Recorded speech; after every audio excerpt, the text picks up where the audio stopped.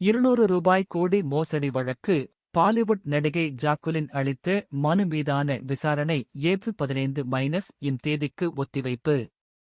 200 கோடி மோசடி வழக்கில் பாலிவுட் நடிகை ஜாக்குலின் பெர்னாண்டஸ் அளித்த மனு மீதான விசாரணையை ஏப்ரல் 15 தேதிக்கு ஒத்திவைத்து டெல்லி உயர்நீதிமன்றம் உத்தரவிட்டுள்ளது. 200 கோடி ரூபாய் மிரட்டி பறித்ததாக தொடரப்பட்ட வழக்கில் பாலிவுட் நடிகை ஜாக்குலின் பெர்னாண்டஸ் குற்றவாளியாக சேர்க்கப்பட்டார். போர்ட்டிஸ் ஹெல்த்கேர் நிறுவனத்தின் நிறுவனர் சிவிந்தர் மோகன் சிங் மனைவியை மிரட்டி 200 கோடி ரூபாய் பறித்ததாக தொடரப்பட்ட வழக்கில் அமலாக்கப் பிரிவு தாக்கல் செய்த குற்றப்பத்திரிகையில் ஜாக்குலின் பெயர் இடம்பெற்றது.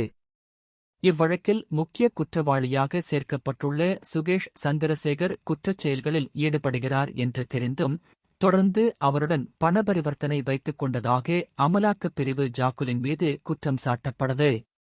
அதோடு சுகேஷிடமிருந்து 10 கோடி ரூபாய் மதிப்புள்ள பரிசுப் பொருள்களை பெற்றதும் விசாரணையில் தெரியவந்தது.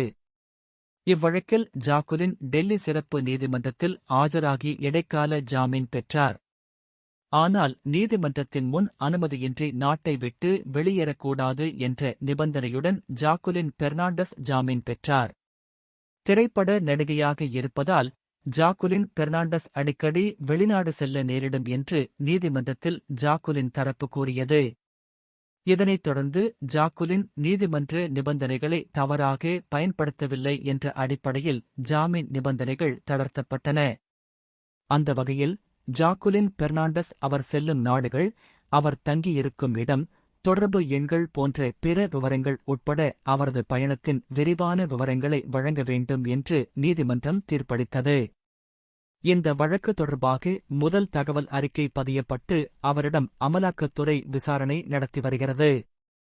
இதனைத் தொடர்ந்து பண மோசடி வழக்கில் தன்மீது பதியப்பட்டுள்ள முதல் தகவல் அறிக்கையை ரத்து செய்ய வேண்டும் என நடிகை ஜாக்குலின் பெர்னாண்டஸ் டெல்லி உயர்நீதிமன்றத்தில் மனு தாக்கல் செய்திருந்தார். பண மோசடி வழக்கில் அமலாக்கத்துறை தன்மீது ஒருதலைப்பட்சமாக செயல்படுவதாக அவர் மனுவில் தெரிவித்திருந்தார். இந்த மனு மீதான விசாரணை டெல்லி உயர்நீதிமன்றத்தில் நடைபெற்றது. விசாரணையின் போது அமலாக்கத்துறை தரப்பில் நடிகை ஜாக்குலின் பெர்னாண்டஸ் கோரிக்கையை ஏற்க முடியாது. அவர் சுகேஷ் சந்திரசேகர் மோசடி செயல்களில் ஈடுபட்டுள்ளார் என்பதை தெரிந்தே சுகேஷ் சந்திரசேகருக்கு சொந்தமான பொருட்களை தன் வசம் வைத்துள்ளார். அதற்கான ஆதாரங்கள் உள்ளன. சந்திரசேகர் மோசடி செயல்களில் ஈடுபட்டது தெரிந்திருந்தும் நடிகை ஜாக்குலின் தொடர்ந்து அவர் வழங்கிய பொருட்களை வாங்கி பயன்படுத்தியுள்ளார் என அமலாக்கத்துறை தரப்பில் தெரிவிக்கப்பட்டுள்ளது. இதனைத் தொடர்ந்து இந்த வழக்கின் அடுத்த கட்ட விசாரணையை ஏப்ரல் 15 தேதிக்கு ஒத்திவைத்து நீதிமன்றம் உத்தரவிட்டது.